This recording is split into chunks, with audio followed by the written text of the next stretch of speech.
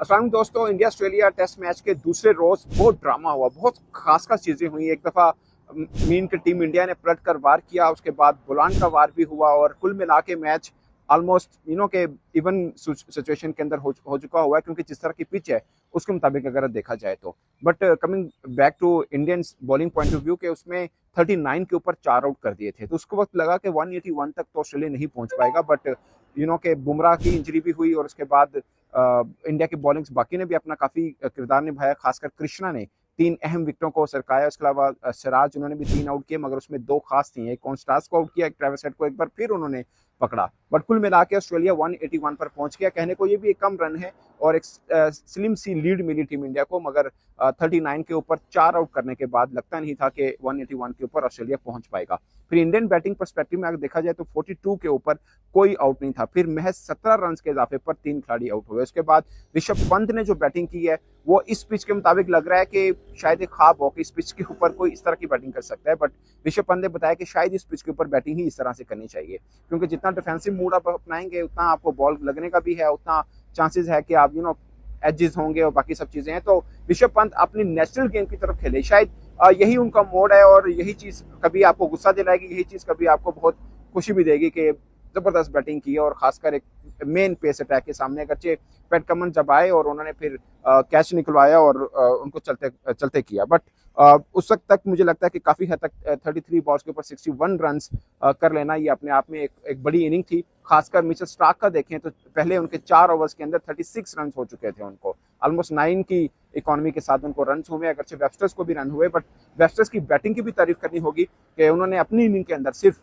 वो 50 हुई है। वैसे कुल मिला के आप देखा जाए 3 इनिंग्स हो चुकी हुई हैं और आपको सिर्फ 250 ही मिल रही हैं। अगरचे ऋषभ पंत की बैटिंग, उनकी इनिंग एक डिफरेंट जरूर लगी है, बट वेस्टर ने भी एक अहम मोड़ के ऊपर आकर 50 रन की थी, वरना ऑस्ट्रेलिया शायद इससे भी बुरी पोजीशन में होता और मैच काफी हद तक इंडिया के हवाले होता। बट अभी भी मुझे लगता है कि एक जबरदस्त रुख की तरफ मैच आ रहा है और शायद कल का दिन जो है वो लास्ट डे हो इसके एतबार से, जिस तरह की पिच बिहेव कर रही है। बट नो वन नोस की पिच कैसे अब आगे से मजीद कैसे बिहेव करती है, बट अभी तक तो यही लग रहा है कि शायद कल लास्ट डे हो सकता है मैच का, बल्कि ज्यादातर चांसेस हैं कि मैच का लास्ट डे ही होगा।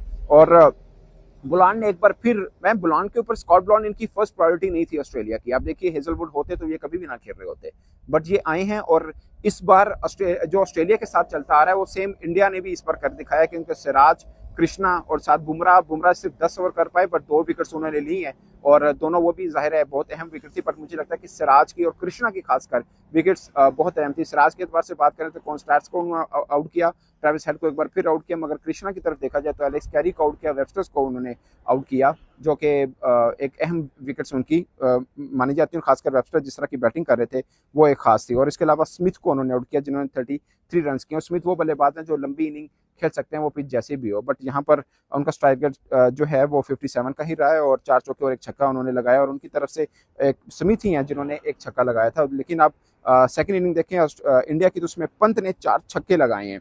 33 बॉल, 6 चौके और 4 छक्के उनके हैं। 184 की स्ट्राइक रेट के साथ उन्होंने रन किए हैं। तो दोस्तों ये है मैच की सिचुएशन और 145 की लीड ऑस्ट्रेलिया को इस वक्त, इंडिया को इस वक्त मिल चुकी है। अभी उनके 4 बल्लेबाज बाकी हैं और चारों बल्लेबाजों में मीन्स के अगर 50-60 रन का और इजाफा कर जाते हैं, लगभग 200 का टारगेट भी शायद इस पिच को अगर देखा जाए तो ठीक ठाक किस्म का रहेगा। अभी जडेजा मौजूद है, वाशिंगटन सुंदर मौजूद है, मगर तीसरी दफा लगातार नितेश कुमार रेड्डी जो है वो बड़ी इनिंग नहीं खेल पाए हैं, जो कि मुझे लगता है कि नितेश कुमार रेड्डी एक अच्छे बल्लेबाज हैं और ओवरऑल इस टेस्ट ट्रॉफी में इंडिया को क्या मिलता है वो बात की बात है, बट नितेश कुमार रेड्डी उनको जरूर मिले हैं। बट अभी भी 2 बल्लेबाज पिच पर मौजूद हैं। अगर 50-60 का इजाफा 4 बल्लेबाज, यानी वैसे 4 विकेटें बाकी हैं, बट 2 बल्लेबाज मौजूद हैं जिसमें जडेजा हैं और सुंदर हैं।